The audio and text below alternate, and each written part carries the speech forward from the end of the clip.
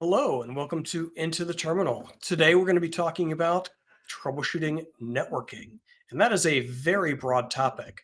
But I'll remind you that the way we start troubleshooting episodes is by talking about our tool set of applications and commands that we can use for helping us out figure out what's wrong. So I'm going to go ahead and share the screen here. And we're looking at a Red Hat Enterprise Linux 9 box. And let's jump on in. So remember, the key to troubleshooting is kind of knowing what good looks like, right? What do things look like normally? So we use utilities to find out information about our machine, like what are our currently configured IP addresses? So IP is the command that does all types of um, local networking related type stuff. IPA shows us the configured addresses.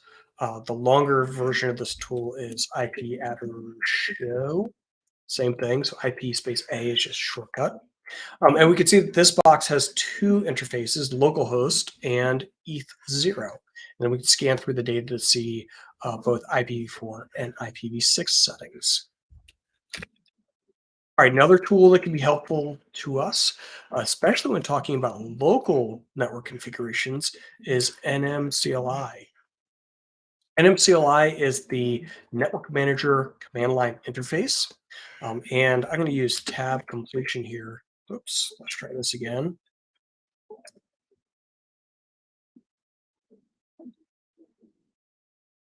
MCLI and tab completion here. And if you hit tab a couple times, it'll show you what the next component on your command line could be. It's a thing called bash completion. And so if I was interested in looking at the connections, I could say connection. And again, if I tab twice, it'll show me the possible additional commands. Maybe I'm interested in show. All right, so this shows me my attached interfaces. And I might be interested in a specific connection like ETH0. Oops, hold on, we did my connection name. How about wired connection 1 show?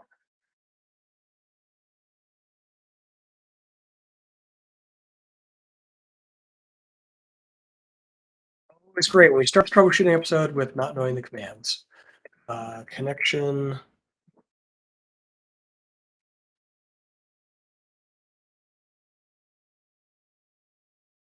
In S4. How about that? There we go. That's a little better. Or oh,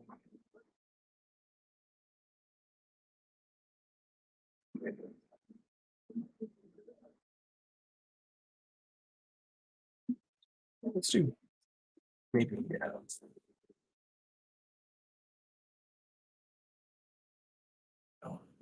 All right. So this is what I wanted to get to. Woof! Took me a while to get there. So these are the configured settings on our ETH0 network device. We should also be able to get there through the name, the connection name, and that was the part I was struggling with. So I just switched to using the device field instead. So we get things like its IP address and the configured gateway or default route, as well as in some of our extended settings, we see stuff like DNS servers and a variety of other things. All right, route. A route shows you your configured routes. So this will be a combination of both static routes that might be included on the machine as well as the default gateway, which is if none of the static routes match, this is where the traffic goes. I like to use the -n option to have me show up the data in numeric mode only. So it doesn't try to use keywords like default or try to do a DNS lookup on IP addresses that are stored in there. Just shows me the numeric data. So what I'm looking at is my default gateway on this machine is 10.5.0.1. And then I also will send network packets to 10.5.0.1 for any host on this network. You could also see if there's specific additional routes where you would have to send traffic to a specific IP address to try and get access into a network that's not the default gateway. So that's if you have like maybe local networking or exotic networking on your local system for um, virtualization, for example, for virtual networks. So you can see that with route. One of my favorite tools for troubleshooting network problems is MTR. So you give MTR a host name or IP address to connect to. And what it does is it sends out essentially a trace route between you and those hosts. We can see that from here that we are getting 4 hops down and then we kind of like get stuck where it's no longer passing traffic. But we are able to see that we got out to level 3, which is one of the internet backbone providers. So that means that we're not having problems with our between our host and the internet. All right. MTR is also kind of nice in that it'll show you things like dropped traffic and a variety of other things in its output. So if you're having intermittent connectivity, that's where you could go to find where the problem might lie. All right, we've talked about troubleshooting DNS stuff in a previous troubleshooting episode. So we could do something like a dig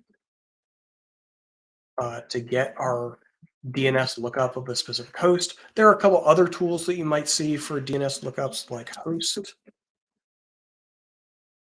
or nslookup.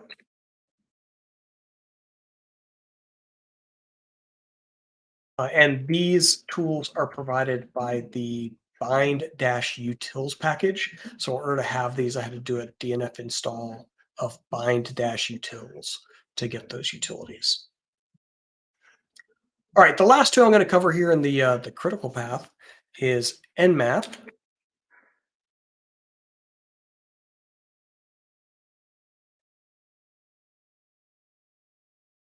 So nmap will connect to a specified host. I said the local host, so the local machine. And it will try and connect all of the ports running on that machine. And then it reports back the ports that it is able to successfully contact. So this machine is exposing port 22, port 80, 443, and 9090 on the localhost interface. You will want to ask someone if you are using nmap before you do it, if that's okay. Some companies will have restrictions that you're not allowed to use scanning utilities like this because they will kick off a flurry of activity trying to connect to the remote systems ports that you've indicated in the command line. So if you're on a network where there's a lot more security stuff and maybe the network administrators have done stuff like configure switches to block traffic between networks. Nmap can either be affected by that or can also set off some of their monitoring alerts because it sends like 65,000 open connection requests all at the same time. So before you use this on your company or organizational networks, make sure that it's okay to use Nmap first. And then the last one that I'm going to show you quickly is netstat.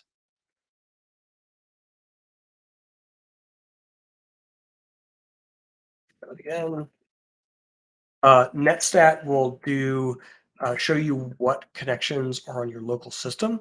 I'm using a variety of options, right? T, A, U, P, and E options. So I like this set because it spells a color, taupe, and it's easy for me to remember because of that. But what it shows you is the connections, the type of connection, the actual like local address and foreign address, and the process ID and owner, the user owner of that connection. It'll show you not only ones that are listening. So remember in our nmap output, we were told that we were listening on port 22, the SSH port, port 443, port 80, and then here it's also showing me some IPv6 stuff, so SSH and WebSM. And then, yeah, I could also throw on the N option for this list to show me that in numerics rather than you could see up here, it did like a DNS lookup to try and figure out the host name that goes along with the IP that was part of the established connection. So adding the N option on the end will disable those DNS queries, which is handy if you're having DNS problems. You may not want it to do those DNS queries. All right, let's transition to the second part of the show where we will look at some broken systems and use our tools to troubleshoot them.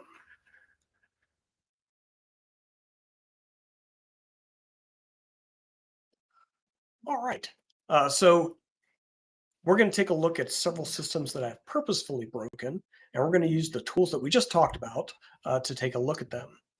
This is also the part of the show where you can ask questions in chat. And if you're a defer viewer, you can put your questions in the comments, and both Eric or I will monitor those and provide some responses. All right, I already see um, some chat about the tools I was showing, like nmap, where I said make sure that it's okay first. Aaron Cole notes that you can get a angry sysadmin because it may trip a sensor that will indicate that maybe there's like someone scanning your network or doing things that are unusual amounts of network activity. So yeah, before you use tools like nmap, you always want to ask first. I see someone else had suggested a tool called TCP dump. TCP dump is also an interesting tool, but it will capture traffic and then allow you to inspect that traffic. So if you want to see um, uh, data that's actually entering or leaving your machine, TCP dump is a way that you can capture that. There's also a graphical tool that will do that called Wireshark. Wireshark actually has a lot of really nice inspection tools so that you don't have to use crazy command line filtering to figure out what package you're interested or not interested in. You can actually see the list and kind of select them and have it accumulate all of the content into its own connection. But that's a little bit beyond the scope today, right? That's more monitoring the network, monitoring connections, and getting that deeper packet inspection. Today, we're going to be talking about troubleshooting networking problems or some common things that I've seen around. All right. Um, Aaron also mentions SS. So SS is the replacement for netstat. SS stands for socket status. And he asks why I didn't cover that one. And quite frankly, it's because I'm old and I've always used netstat. And so that's like my go-to. But SS would also provide similar data. And I'll see if I can like mangle together the syntax to make it usable in one of our examples, maybe towards the end of the show. All right, so let me share my broken system here.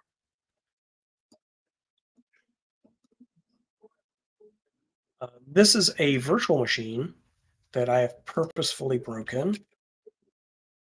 And the reason that I'm using a virtual machine instead of a normal web-based connection is because if you're going to be breaking networking and making it unusable, you probably don't want to do that with a machine that you are connected to remotely, because all of a sudden you can't connect to it remotely anymore. So uh, here's our box, and let me give you the state of this system. So I'm trying to, I don't know,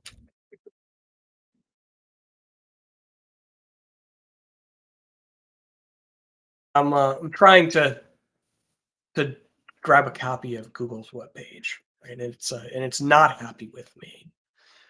So there's a whole bunch of things that could be wrong that would cause this issue. And I'm going to give you a hint because we covered DNS problems on a previous episode. It's not DNS today, so we're going to have to start talking about like what pieces are part of this connection that we're trying to make to this remote host to figure out where this problem might be. So um, the first thing I would take a look at is what do we look like from a network perspective on this machine?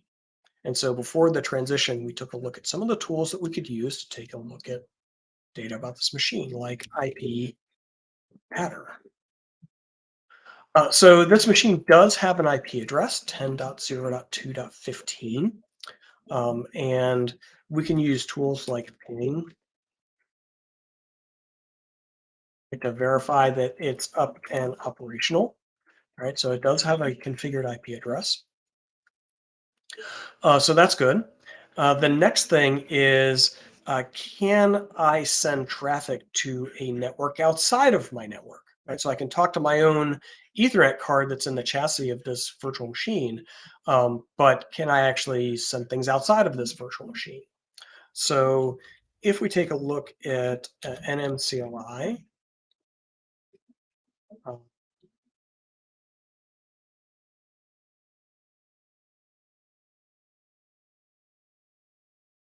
S3,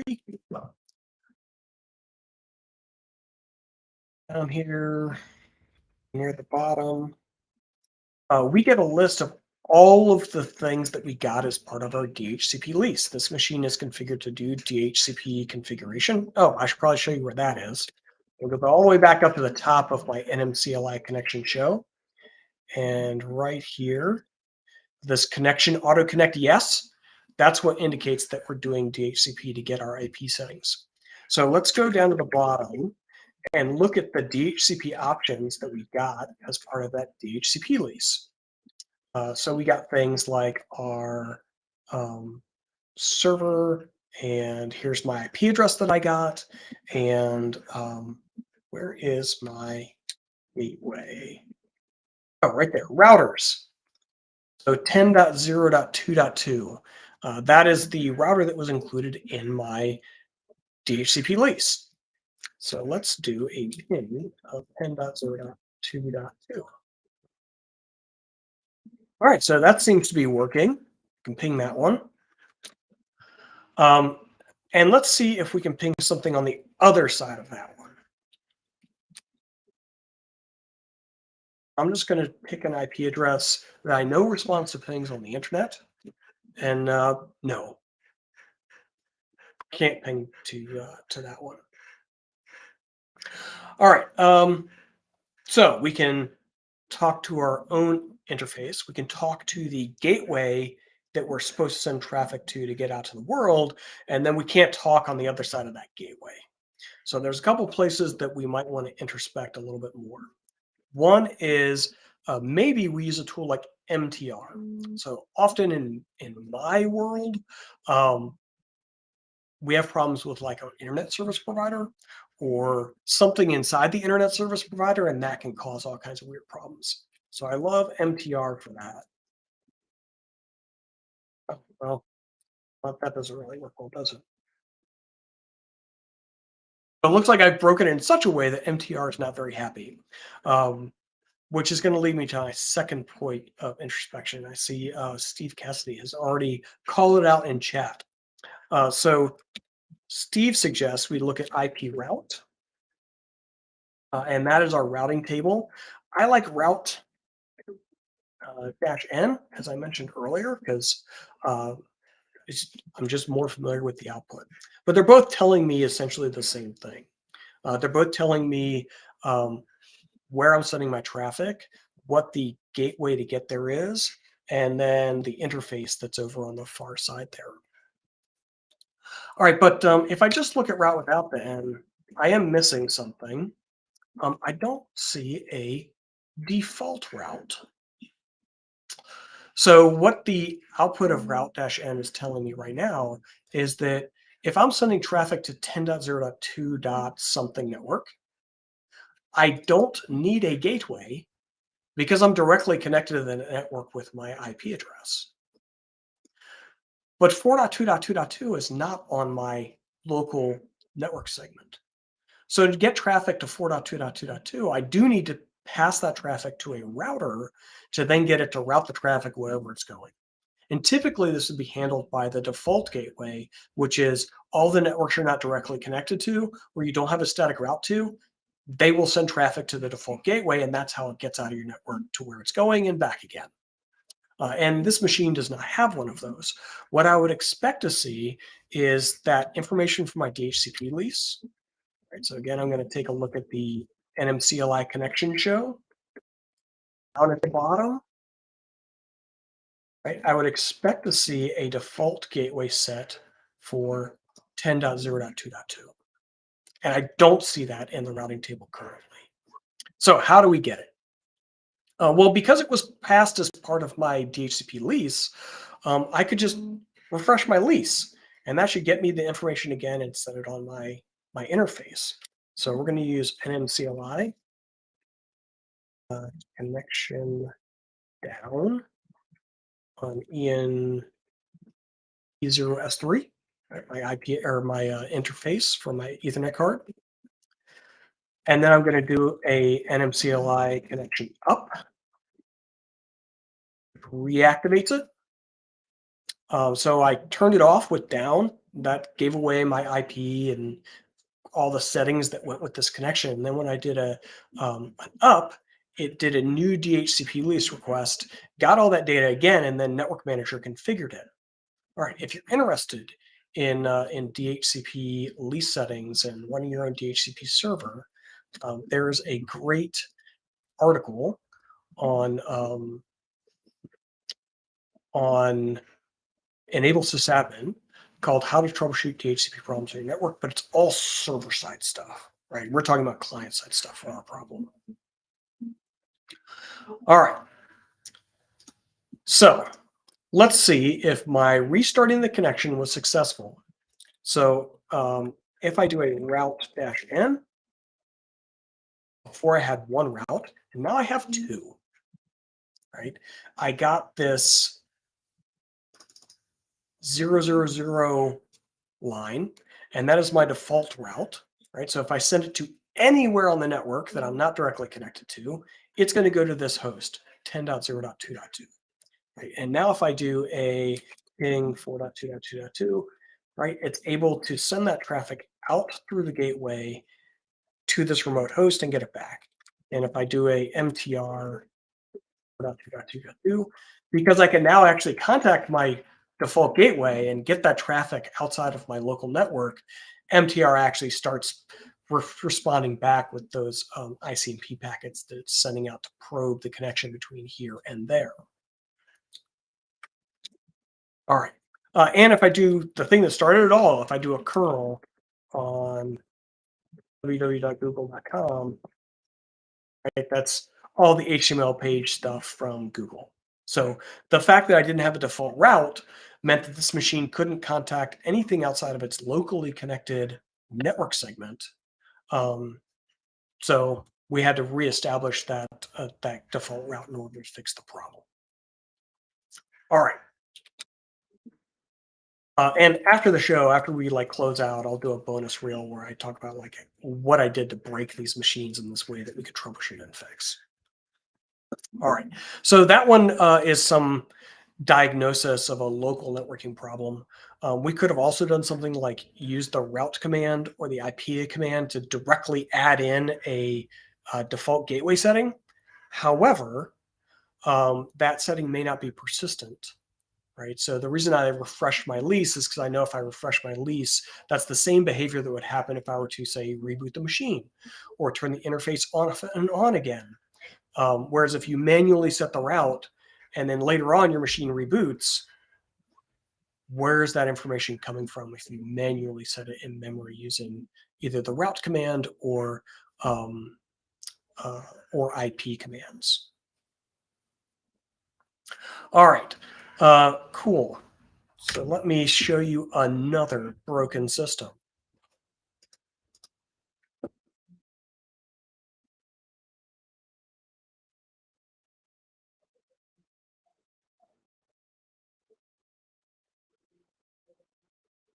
So here's the system I was showing you some commands on earlier. And another way that I've seen systems broken is with services. So I'm going to show you a curl. Actually, let me get my IP address first. So I'm going to do a curl of my local web page. All right, so here's my problem. This machine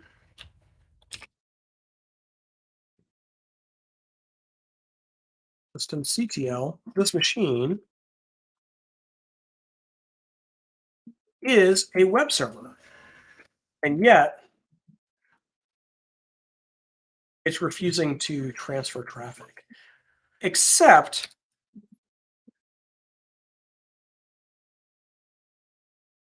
it'll transfer that traffic when I look at localhost.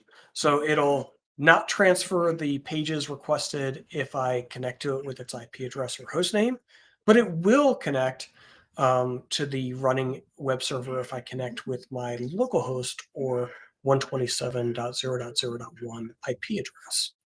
So that's my problem. Okay. So for this one, we're going to use some more of those scanning tools that I showed you at the beginning of the show. Because we could do things like just check the network stack, right? Like IP adder show, right? So that's its internet address, and we can do a ping 192.2.2, right? So we can get outside the network and we do host Google, right? So DNS is working. So it's none of the like local networking things that are the problem. It's something that's interacting between the transfers coming from our web server to the remote connection.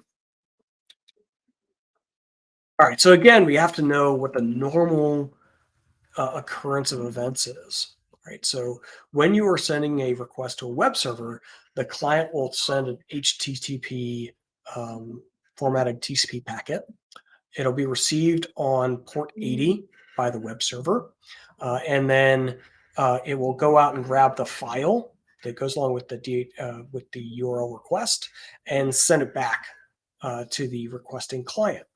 And so with this situation, there's a problem in that flow, right? I use my curl command there. And when I make a request of this IP address, we're told connection refused. But if I make a request to the same machine using a different entry point, that request is serviced.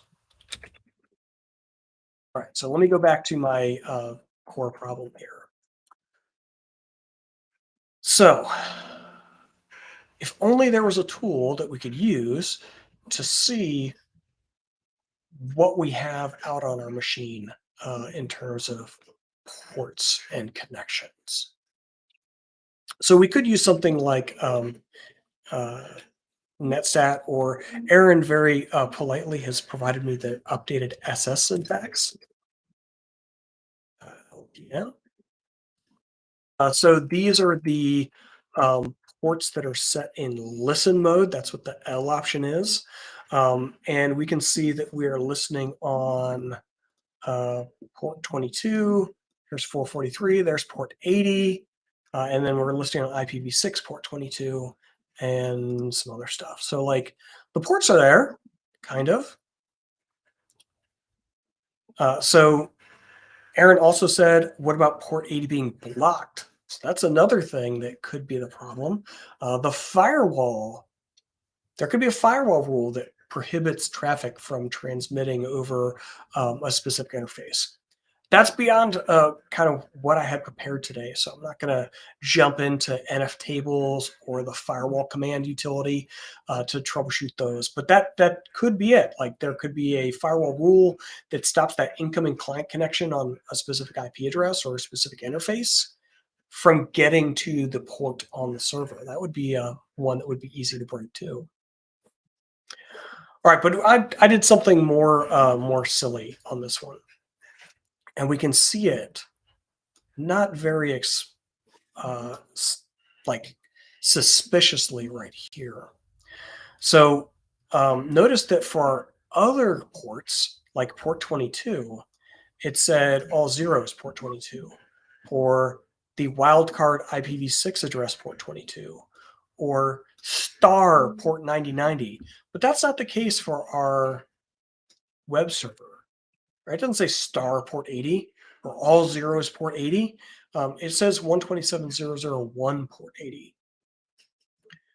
And we can double check this with nmap, right? If I nmap on localhost, I'm doing that big port scan on my local system on 127.0.0.1 IP address, you can see that ports 80 and port 43 show up here. But if I do it on our IP address,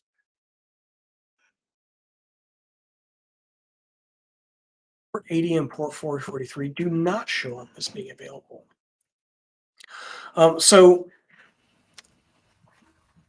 that's our diagnosis, right? The service is listening on ports 80 and 443 on localhost IP, but it is not listening on ports 80 and 443 on Ethernet connected IP. So it turns out that most services, including Apache or Nginx, have configuration options that will allow you to choose where they're listening for incoming traffic. And the default for those is that they would listen on scanned interfaces. So um, normally it'll like look at what interfaces are configured on your machine and listen to all ports 80 on all those interfaces, or all ports 22 in the case of SSH there. We could see that configured that way. But for my system, that's not the case. Because somebody was like looking at maybe a Stack Overflow article about Apache, and it said, "Oh, do this thing for localhost," and so they did the thing for localhost, and they ended up breaking the system. So let me take a look at the configuration file for Apache, and we'll see exactly where the problem is.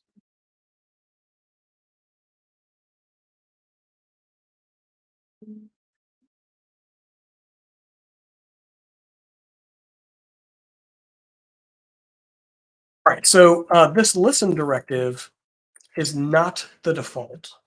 And in fact, before we do this, let me show you another neat trick. Um,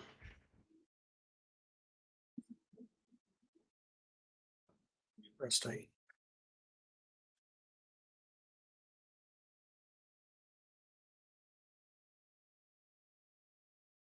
and not track there.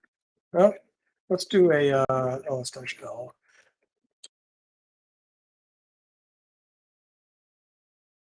All right. So we can see that this file was last modified time of earlier today. And it's weird that we were working fine and then we're not working fine, but there was a change that was made to this file today. All right, so going back into the file, the default listen directive in this file is just listen space 80. Listen space 80 will listen on all scanned IP addresses port 80. But we can see that in this machine's configuration, it's listen 127.0.0.1 port 80. So somebody went in here and specifically told Apache to only listen on 127.0.0.1 and nothing else. And that's why when we look at things like the nmap or the netstat or SS output, we're only seeing port 80 on localhost interfaces. So we could do a couple things. One is we could add in our other IP.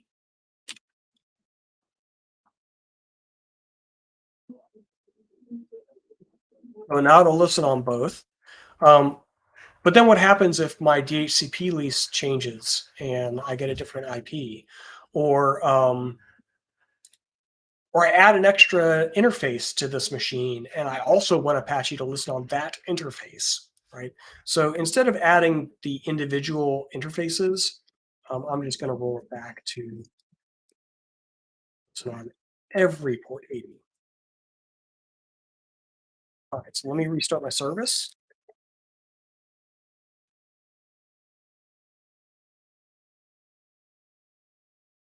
Let's do my curl again. That seems better. And if I do my nmap,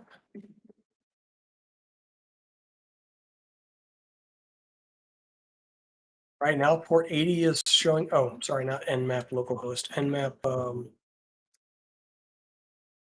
nf5.1.18. Right, so port 80 is now showing up as an open port. Cool. You'll notice that 443 is showing as available for localhost, but not available for this IP. because it turns out that we store that in a separate configuration file.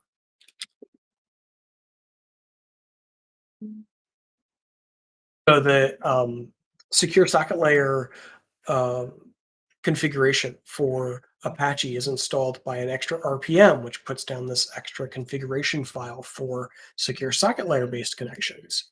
And if we were to look at the last modified time, you would notice that it applied also earlier today. And you can see the same thing has happened, that somebody has specifically bound this service to one IP, which is the localhost IP, which cuts it off from all of the others. So just like before, I'm going to go ahead and remove the specific IP, and it'll scan and bind to all configure interfaces on the system.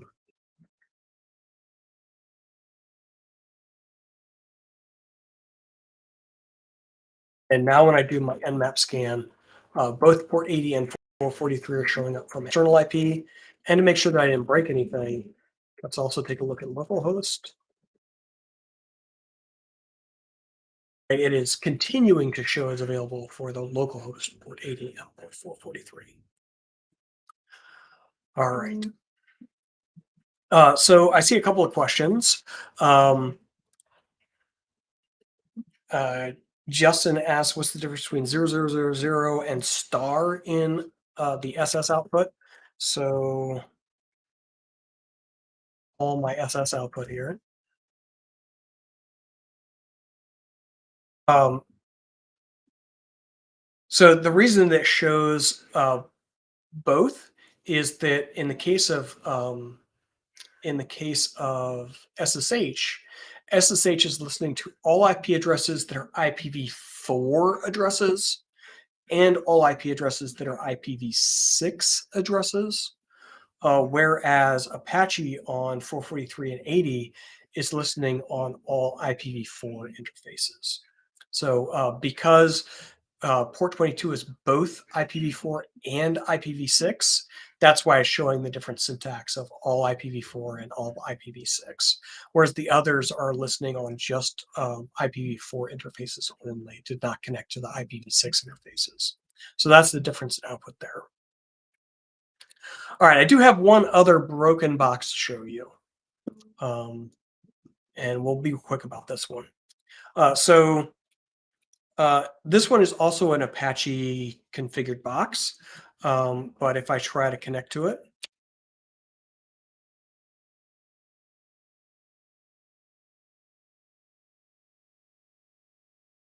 um, same behavior as before, right?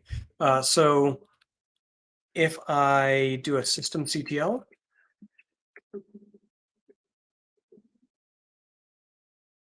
this one, however, is displaying a different diagnosis. So same issue, right? Connection refused, but it's being caused in a different way. And so in this one, it's telling me that Apache is not currently running, right? Notice this active line here says it was failed, meaning I tried to start it, but it didn't actually start. So let's do a systemctl start. And it's telling me, no, it's failed. And if I look at the status, it'll actually give me some errors here. That we couldn't bind to the IP address and port. Notice that the port is different than normal. This one is configured to attach to port 8000, and we can verify that by taking a look at the configuration file.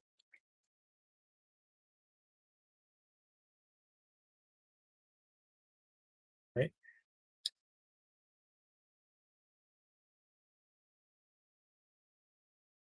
So right here, listen port 8000, scan all the IP addresses and listen on port 8000, as opposed to the default port 80 or 443.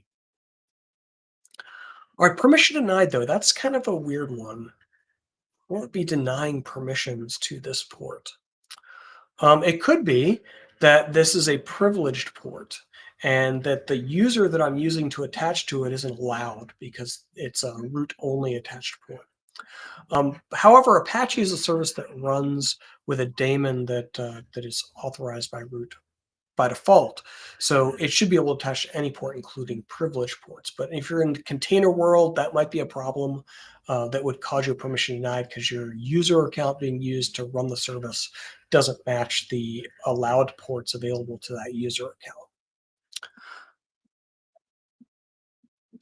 Ah, and my box just died.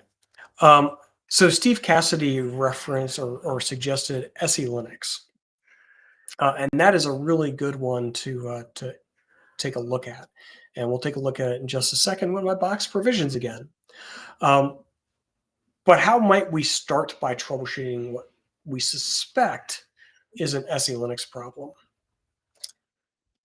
I would say an easy way to start with that is, can we disable SE Linux temporarily using something like set enforce 0?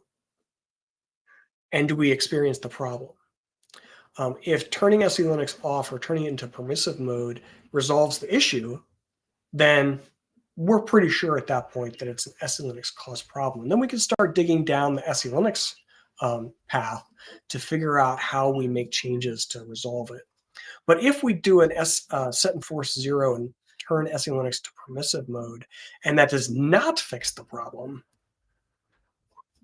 then it's probably not SE Linux. So I will say that SE Linux has how about a reputation for causing problems, and I think that it's relatively um, not well earned. Like maybe back in like RHEL 4 days when we had no documentation for SE Linux, that was the case.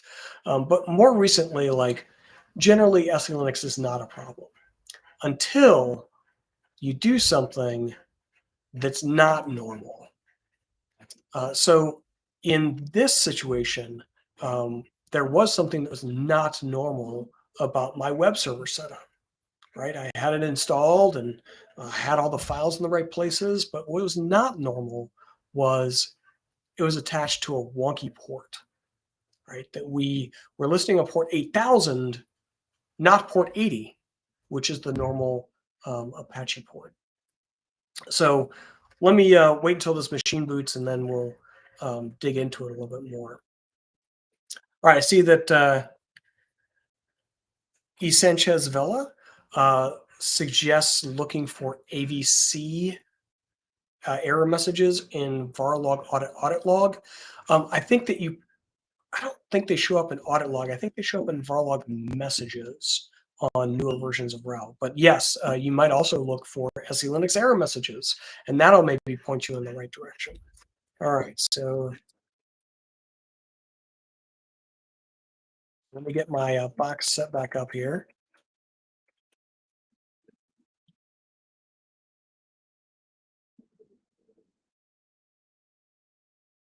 All right, so my whole thing is we're listening on port 8000 instead of 480.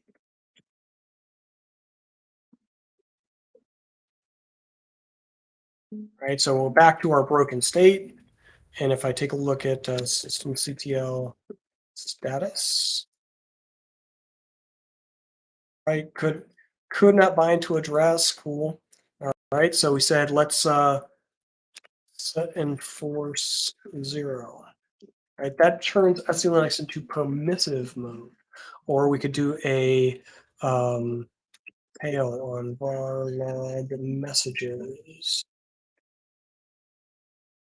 All right, and here's a whole bunch of error messages, and it actually says SE Linux is preventing Apache from access on port 8000. So it actually even gives us a more explicit, yes, this is really SE Linux. But now that I have SE Linux in permissive mode, and I can look at SE status and see that it's in permissive mode. Now Apache starts no problems. Right, and it's running fine. But if I switch it,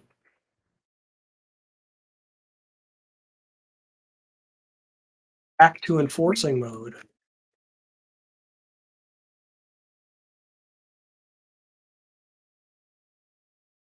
we're back to our error state. So the gut reaction of it's SE Linux, that was correct in this example. But remember that the cause for it is because we're doing something weird, right? We are binding our web server to a non-standard port.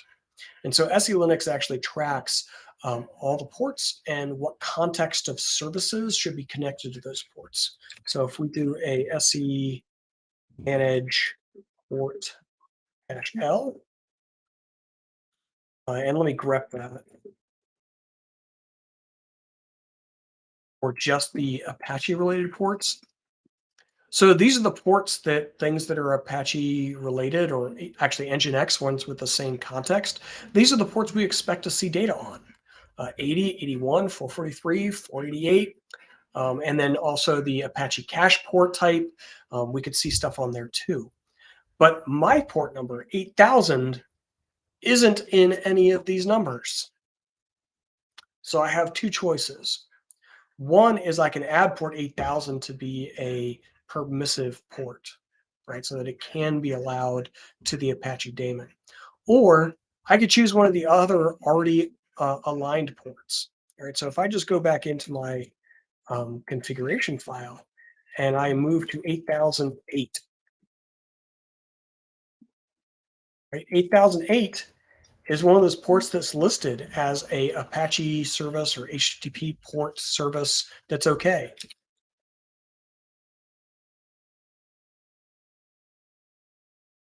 It started up just fine.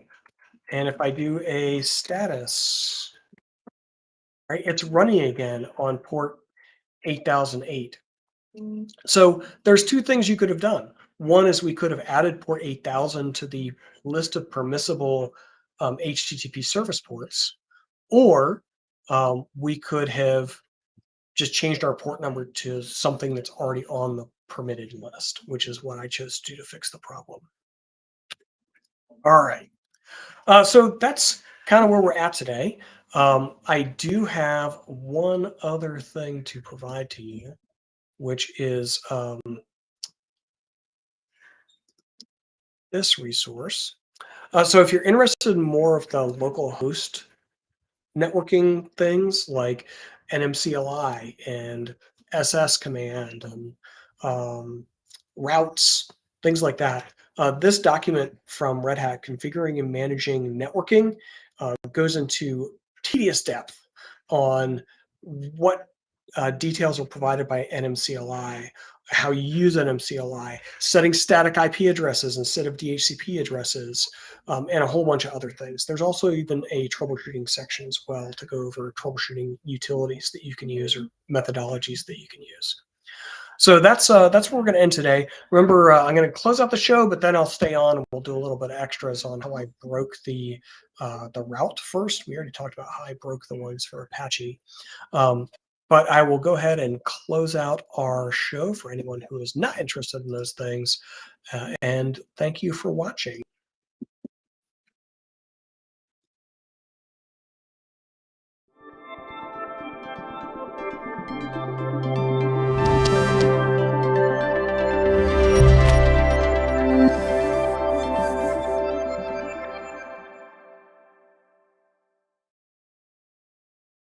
All right, so I still owe you all how I broke the original box. That's this virtual machine here. Remember, I made it so that it couldn't pass traffic outside of the local area segment. There we go. And so the problem was that it lost its default route. But the default route was provided by the DHCP server. So what I did was actually use the route command. That's what we look like now. I used route del to delete a route, and I wanted to delete the default route. All right, so that removed it from the machine, and now it can't talk out to the network anymore. So that's what I did to break this box, and the reason that refreshing the interface worked with nmcli is because we gave up all of our DHCP settings, and then we refreshed all of our DHCP settings, including getting the default route assigned to the routing table again. I could have also done a route add default gateway it back in by hand, and that would have also resolved the problem. But typically, if you're getting your settings via DHCP, um, refreshing the lease is probably your best way to get it. Some places where I've seen this actually happen to people is they have some kind of automation that they weren't expecting, or configuration management that they weren't expecting, coming behind their DHCP leases on the system and like making changes to the box without their intentions. Um, and that's how this kind of situation occurs. Anyway, so that's how you can break a machine in a very predictable way that you can troubleshoot in such things as a YouTube program. All right. Thanks, everybody. And I will end the stream.